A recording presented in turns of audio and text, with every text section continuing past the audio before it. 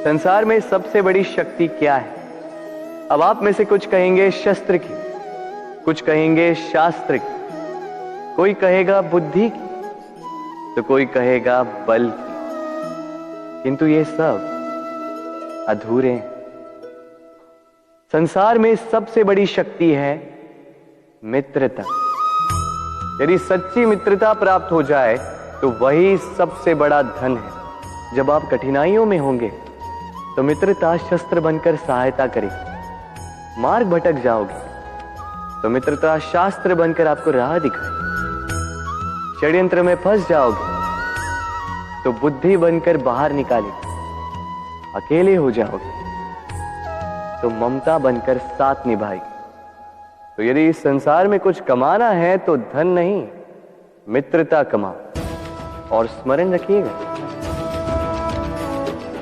यदि इस संसार में मित्र बनाना आपकी सबसे बड़ी दुर्बलता है तो आप इस संसार के सबसे शक्तिशाली प्राणी हैं। राधे राधे। मैंने आपसे कहा था कि संसार का सबसे बड़ा शस्त्र और सबसे बड़ा संबल है मित्रता।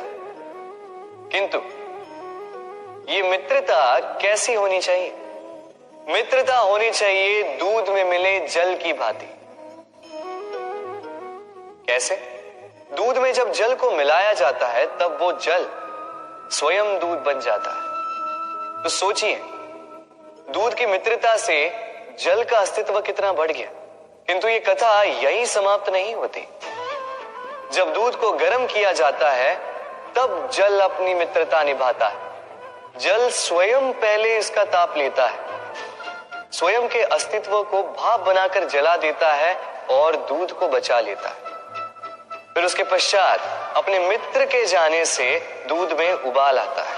वो पात्र से निकलकर बहने लगता है और वो शांत केवल तभी होता है जब उसमें थोड़ा जल मिला दिया जाता है। अर्थात मित्रता वो जो मित्र के अस्तित्व का विस्तार कर दे। मित्रता वो जो मित्र के लिए स्वयं के अस्तित्व को जला दे। मित्रता वो जिसमें सुख और दुख दोनों मित्र से जुड़ा हो। तो ऐसे मित्र बनाओ जिसके समक्ष कुबेर का कोष भी फीका पड़ जाए। राधे राधे। संसार के सारे संबंध जन्म के साथ ही प्राप्त होते हैं सिवाय मित्रता की। मित्रता ही वो एकमात्र संबंध है जिसका चयन हम स्वयं करते हैं। तो सुनो, पहला नियम, मित्रता का आधार होता है विश्वास। तो किसी भी दशा में अपने मित्र पर विश्वास रखना, उसकी किसी भी बात पर संदेह नहीं करना। दूसरा, साथ। यदि मित्र अनुचित मार्ग पर भी चले, उसकी भूल सुधारने का प्रयास करें, उसे उचित मार्ग पे बनाए रखने का प्रयास करें। मित्रता में किसी भी कारण मित्र से विमुख नहीं होते रहते। तीसरा, मित्र जब भी पुकारे, जब भी उसे आवश्यकता,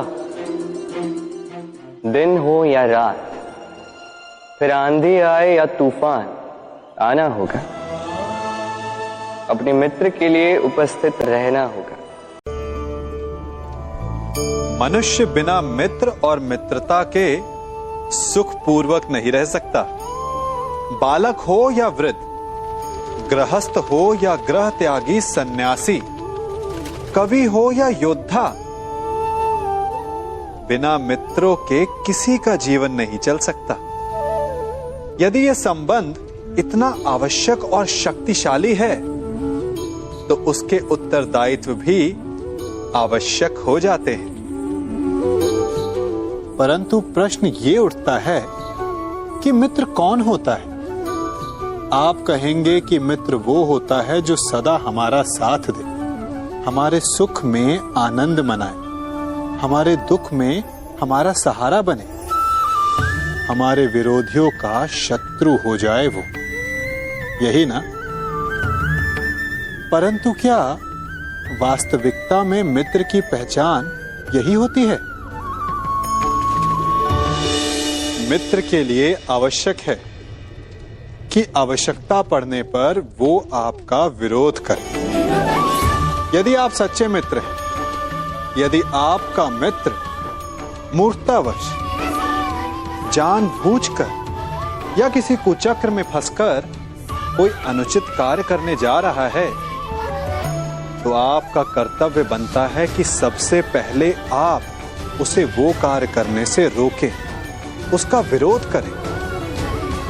क्योंकि यदि मित्र ने कुछ अनुचित किया तो आप भी स्वयं को अपयश का भागीदार बनने से नहीं रोक पाएंगे। लोग सदैव मुझसे ये प्रश्न करते रहते हैं कि मित्रता का मतलब क्या है, इस प्रेम का मतलब क्या है, और मैं बस मुस्कुराता हूं, क्योंकि ये तो ऐसा प्रश्न हुआ जैसे कोई पूछे कि अनर्थ का अर्थ क्या है। अब जब अनर्थ हो ही गया तो उसका अर्थ क्या? उसी प्रकार वो मित्रता क्या जिसमें आपका कोई मतलब, वो प्रेम क्या जिसमें आपका कोई स्वार्थ। ये दो भाव ऐसे हैं जिसमें आपको कुछ चाहिए नहीं होता, बस देना होता। आपका समय, आपकी भावनाएं, आपका सुख कुछ मांगने के लिए करोगे तो वो मित्रता कैसे? कुछ पाने के लिए करोगे तो वो प्रेम कैसे? वैसे भी देखा जाए तो जो प्रेम करते हैं उन्हें कुछ पाने की आवश्यकता ही नहीं, और जिसके पास 2.5 अक्षर वाला ये प्रेम शब्द हो, उसके पास तो इस संसार का सबसे बड़ा कोश। तो आप इस कोश को बढ़ाइए।